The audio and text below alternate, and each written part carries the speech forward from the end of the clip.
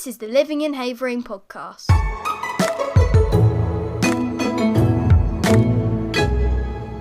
Welcome along to the Living in Havering podcast. I'm Ben Vaughan. This is our monthly deep dive into life in Havering, where we meet the residents, businesses and partners about the big issues affecting the borough. Now, the council is currently in the pre-election period for the upcoming local elections. That means that we cannot feature any councillors or anything political. So this month, there will be no leaders' questions. But instead, we'll be chatting to the Chief Executive of the Council and Elections Manager to find out more about how the Council is preparing for polling day on Thursday, the 7th of May. But first up this month, we're shining a spotlight on Havering London, a new organisation set up to support arts, culture and community life across the borough. Living's Jordan Ross has been finding out more. This is the Living in Havering podcast.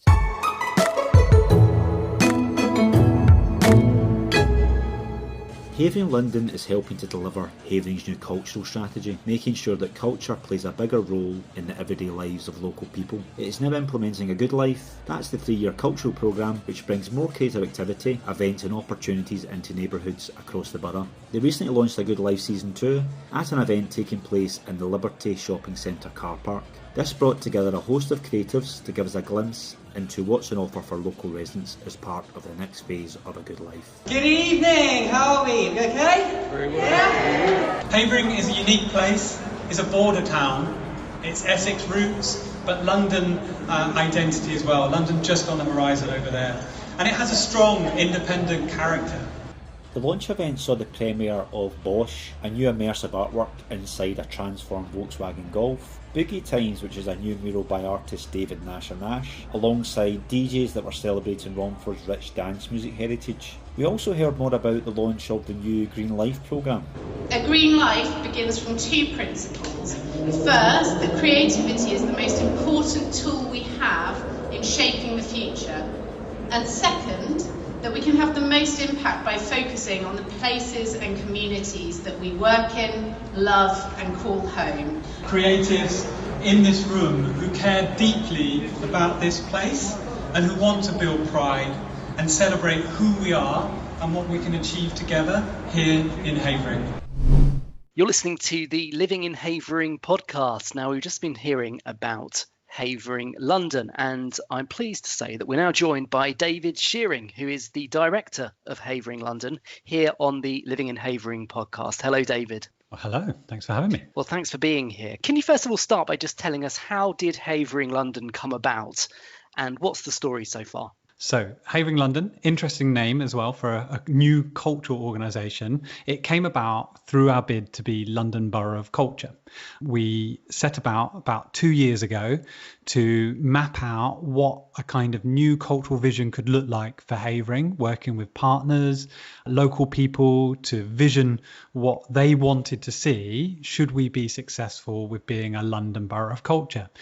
We worked with 50 different community groups, 1,000 participants, all shared ideas online, and we created this really excited programme of activity that would celebrate Havering and its cultural heritage, but we weren't successful. And often what's kind of interesting is out of unsuccessful bids, new ideas can emerge, and we put together a program of work over 3 years as opposed to just 1 year, and we set up a brand new organisation called Havering London in order to deliver those ideas. Okay, so that's how it came about, and from the ashes rose a phoenix. So can you give us a few highlights of what's happened so far? Yeah, so it's been quite an intense year. We've set up the company. We've just submitted our application to be a charity. So this is a new place-based organisation of people working together. So we've got Havering Museum, Arts Council England, Romford Bid, the local authority, Havering Changing, New City College, Fuse, Royal Central School of Speech and Drama, all coming together for the first time. And the programme of work is called A Good Life. And so we launched that that in October last year. So we've actually, we're still fairly fresh. And from that launch, we put loads of call outs for people to be involved. So people wanted to be curators, or we put out commissions to tell stories about Havering, and I can talk about those later. But I think we've really got the ball rolling. Okay, so you're up and running, and you've recently launched Havering Rising, which is A Good Life Season 2. And this was quickly followed up by A Good Life Day. So can you tell us more about that? Yeah, so season 2, we're going in seasons, 2 seasons a year, and our spring summer one has just launched. We hosted a Good Life Day, which is celebrating really the principles of what a good life is, which are, engaging with our green spaces, supporting young people, getting people active in wellness and creativity in the borough.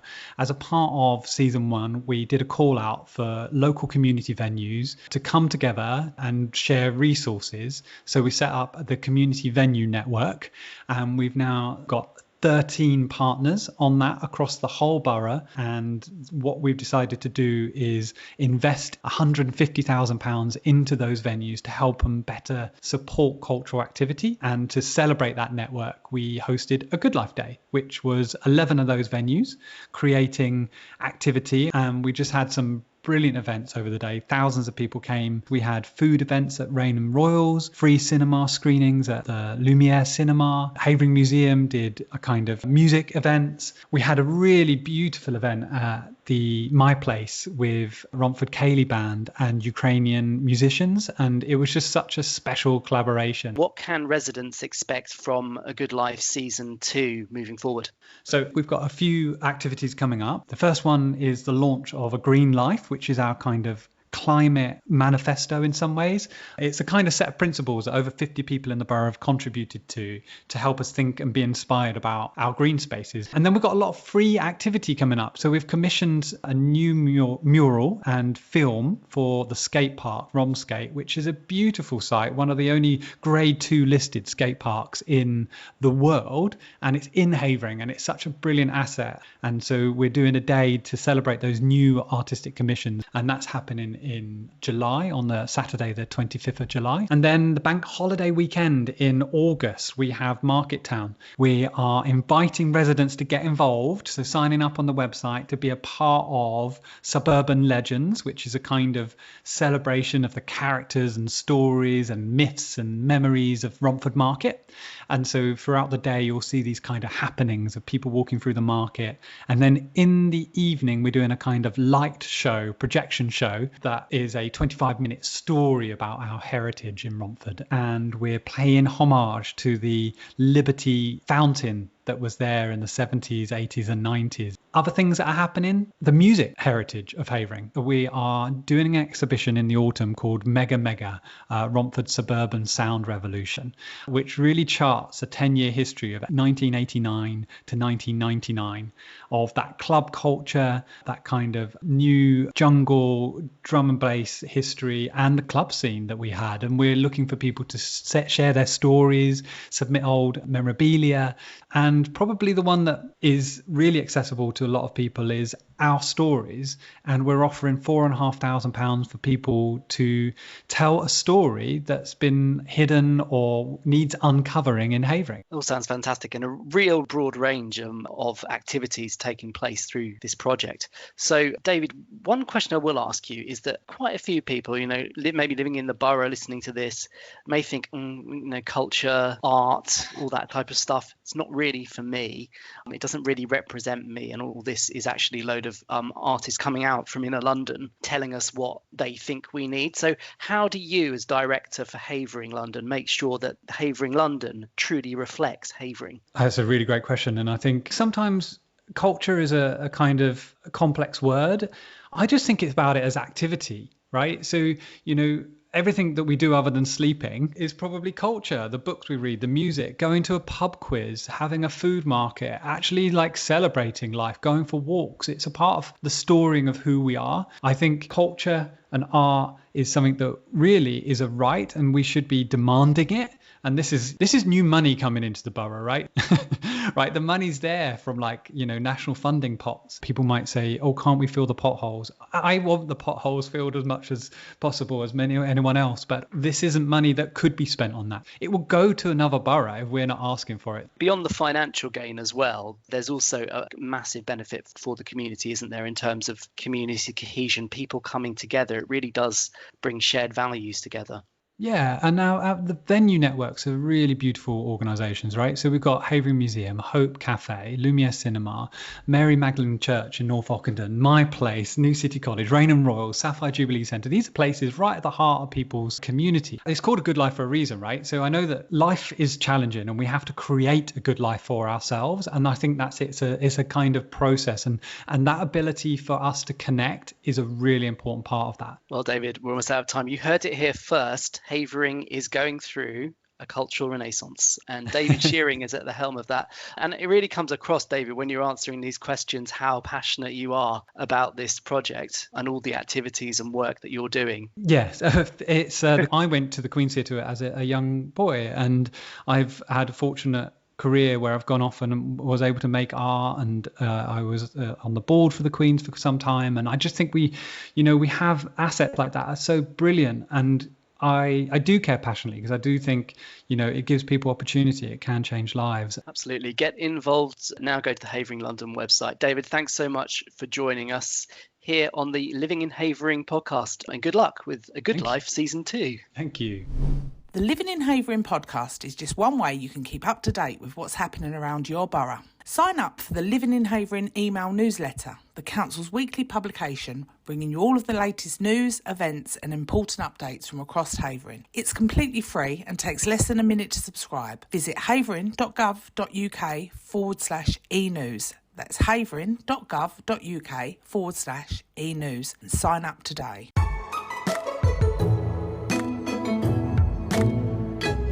You're listening to the Living in Havering podcast. Now, local elections for Havering are taking place on Thursday, the 7th of May. As a council, we obviously can't talk politics, candidates or predictions, but behind the scenes, there's a lot of work underway to prepare the borough for polling day. So I'm now joined by Andrew Blake-Herbert, Chief Executive and Returning Officer for Havering, and Zena Smith, Elections Chief for the borough, to chat all things elections. Hello both. Hello. Hello. Well, thanks for joining us here on the Living in Havering podcast. Now, at the time of recording, we are just over 3 weeks till polling day, so I imagine you might be fairly busy. We certainly are. We've got lots on at the moment. 303 candidates. 55 councillor seats. So there's a lot of work going on within the team to validate names and uses of logos for the different parties and get things off to printing ready to use on the day. One of the things we're always nervous about is that time period between 6 o'clock and 7 o'clock in the morning, making sure that the caretakers have turned up with the keys and that the buildings are open, yeah, so people can vote from that 7 o'clock in the morning deadline.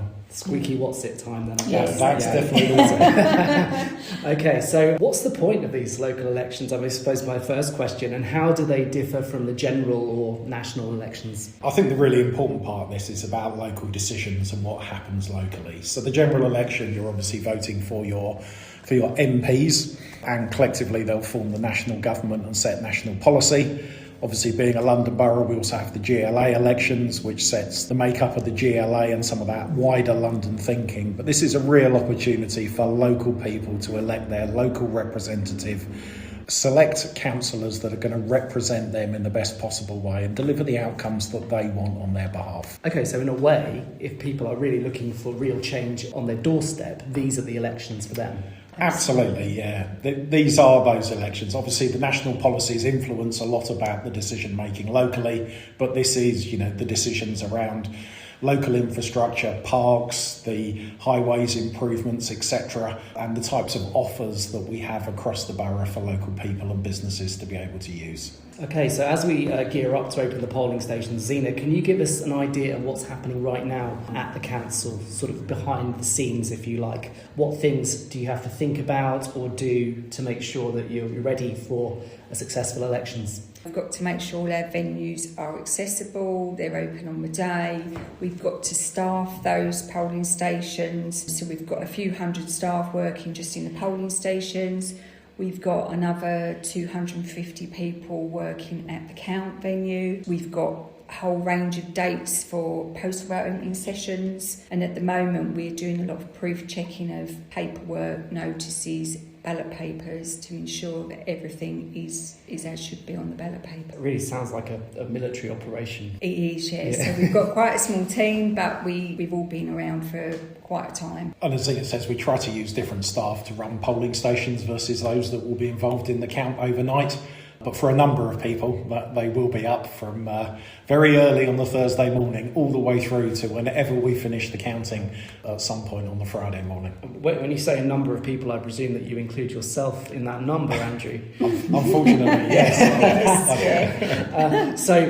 Zena mentioned the count venue there. Now, the count takes place in Havering overnight. It's always quite actually an exciting time as the ballot boxes come into the hall and the votes are counted. So, Andrew, can you just talk us through what happens on the night and actually what your role as a returning officer means? Yeah, absolutely. So as you say, it is quite exciting at the point the ballot boxes all arrive. It's also quite relieving at the point the ballot boxes all arrive for us as well. They then get handed out to teams that have been predetermined and set up in the room, ward by ward, and the staff get involved in what is a two-phased process. The first part is validating the number of ballot papers that were issued and that have been put into the ballot boxes. And you can get differences. So you do sometimes have people come in, get their ballot paper and put it in their pocket and leave. So you have to go through the process of validating the number. And then the second part, once you know the number that you're counting up to, is then going away, counting the individual number of votes that each individual council or potential councillor has got. And then ultimately for me, there's then a process of informally confirming that ward by ward with the candidates in each ward. There is the ability, if things are very close, for people to ask for a recount, but ultimately that is my decision as returning officer as to whether one is due. And then ultimately, when we've drawn the conclusion that we have the right outcome, making the announcement. Slightly strangely, it's what I read out rather than what's written on the piece of paper that is the outcome. So making sure I read it out accurately when you're very tired at that point is something you have to concentrate on. Concentration. Wow, so it's quite a heavy weight on your shoulders there. So what's the threshold then for a recount? There isn't a threshold per se. What's your threshold? Well, indeed. And again, that would depend on the total number of votes in a particular ward, what the difference is. We can do things like what are called bundle shuffles just to make sure you've got the right votes against the right candidates. If we did get into doing a recount, so let's say it was less than 10, we would probably look at doing a recount. You then get to the point of, do you get exactly the same result that you got the first time round, or has something moved, which would lead you to consider whether there was a further recount. But at the end of the day, you're hoping the staff have counted it accurately, although we have to accept it's a very manual process, so errors can happen. So if you start a recount, then your fingers crossed that it comes out the same. Yeah, hopefully we're not quite relying on fingers crossed, but on the accuracy of our staff. But yes. Yeah, absolutely. Okay, really great to speak to Andrew and Zena here on the podcast. And as they're talking, you can see them getting more and more excited and animated about the elections. So with that in mind, Living's Will Taylor has been out in the borough to see if people out there are just as excited as Andrew and Zena, how they're feeling about the elections and why they're planning to vote or not vote, as the case may be, on polling day. Should we take a listen to what people said? Yes. Yeah. Are you planning to vote in the upcoming election? Yes, I've applied for a postal vote because I'm away that week. Yeah, I think it's important that people vote, but I do understand there's some people won't because they feel they can't trust any of them. I would vote if it made a difference, but I don't think any of them any good. Don't make that much of a difference. I think voting should be compulsory. And what do you say to those people that go, where it doesn't make a difference what I vote for? Well, they can make a difference and they should. And I think everybody should vote. So I haven't ever voted before, but I am tempted to this time. because we've got a right to do it, and because we can't get change unless we do. I'm not, no. And can I ask why you're not? Just politics is not my forte. Don't understand it, not really interested in it myself. Well, it's important, but you don't get what you want, so there's not really any point. It's no use complaining that they don't like the party that's in if they're not voting for anybody.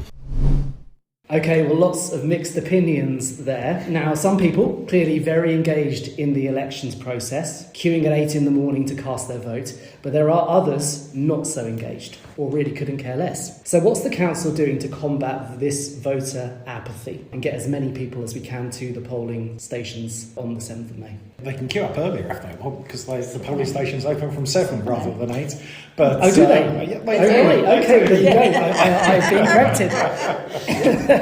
There you go, so that they can come earlier. But I think the things we've done through this process, and in particular this year, I'll let Zena talk about the postal vote renewal process. But there's a lot of comms that we do to get messages out to remind people about being registered to vote, making sure that they've got themselves set up either for a postal vote or to turn up in person, or a proxy vote if they're going to ask somebody else to do it on their behalf. And then we do lots of comms through Living in the build up to the election. That gets much more intense as we get closer.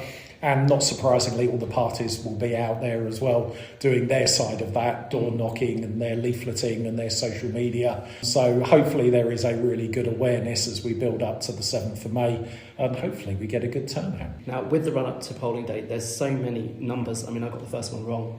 It's 7 a.m, not 8 a.m. The polling station's open, and so many things people have to remember. So what's the key advice for residents? The key advice I would say is to go on our Havering website. Our page is updated all the time. It's got all the key deadlines for applying for a postal vote, applying for a proxy vote. You can put in your address to find where your polling station is located. There's loads of information on there about previous results as well. You mentioned polling card there, so what happens if someone, I don't know, loses it, accidentally uses it at a beer mat, dog eats it, can they still vote? They can. This is the first time that Havering are going to be using registers on iPads rather than the traditional paper. So if people have got their poll card, they will find it's a lot smoother, quicker process, because there will be a QR code on there that we will scan, and the iPad will immediately go to that person on the register. But having said that, poll card is not required. We can find people by searching on their address, but it just might speed up the process for that person, because we'll search by the QR code which is on the poll card. And poll card not required, but ID? Do people ID ID? is 100% required. Yeah. You will not be able to vote unless you have got a valid form of ID. Again, there's a very long list on the website. It's probably worth mentioning that your ID doesn't necessarily have to be in date. It could be an expired passport, it could be an expired driving licence. As long as the photograph on that document is a good likeness, we will accept an expired document. We can't take images of passports or driver's licence. It has to be the original document. Speaking to you, clearly you've been doing this for a long time, seasoned pros, so to speak. So now polling days are always eventful. Different things happening, from dogs at polling stations, people smuggling in their own pens because they don't trust the pencil system, maybe secret selfies in the polling booth. So with that in mind, can you tell us any funny or strange stories that you've encountered over the years of running elections? I can certainly go with one, which was we had an awful lot of rain overnight the night before, and I was driving in and I come in via Collier Row, and I was phoned up to be told that one of the polling stations was underwater. And it was the one in Collier Row, so I said it's fine, I'll stop and have a look on my way in. And I stopped by a very large flood by the bridge, and there was a fire brigade set up, and I'd asked the fire chief about where the polling station was, etc. And he looked at me, and I was in my suit, and he said, "Have you got any wellies with you?" And I said, "No." And he said, "Have you got a coat with you?" And I said, "No." And he said, "Have you got an umbrella with you?" And I said, "No." And he just looked at me and smiled and went, "You're going to get wet then." Rather than what I was hoping was that they were going to lend me some. So he literally marched me through about 2 feet of water, which was kind of up beyond my knees in my suit and my shoes, and through the flood and out the other side. And the polling station was about 200 yards up the road. on higher ground, completely dry, completely open to the public. So I had to go out and buy a new pair of shoes and socks for knowing I was going through until the early hours of the morning. So that would probably be my story, I think. Okay, Zena, how about you? The one that springs to mind is some time ago in Havering, a situation where a car was placed right outside a polling station that was completely covered with posters and who the electors should be voting for. So we had to get a colleague, a polling station inspector, to go out with a car cover, and I'm told it was quite a sight trying to see her place a car cover over a cover on her own. Was quite the, you had to have a knack for that. It was really funny to watch, but that is why now we do issue car covers to all our inspectors. Car covers a standard issue? A standard issue with all of our polling equipment for inspectors. See, so much more to elections than meets the eye. Well, thank you again for taking the time out from the election prep to speak to us here on the Living in Havering podcast. You can keep up to date with all the information you need to know ahead of polling day on our website, havering.gov.uk/elections. You can subscribe to our Living email newsletter, as Andrew said earlier, and you can also follow us on the socials. So thank you, Andrew and Zena, and here's to a successful elections, and hopefully not too eventful. Let's hope not. Thank you. Thank you. You're listening to the Living in Havering podcast.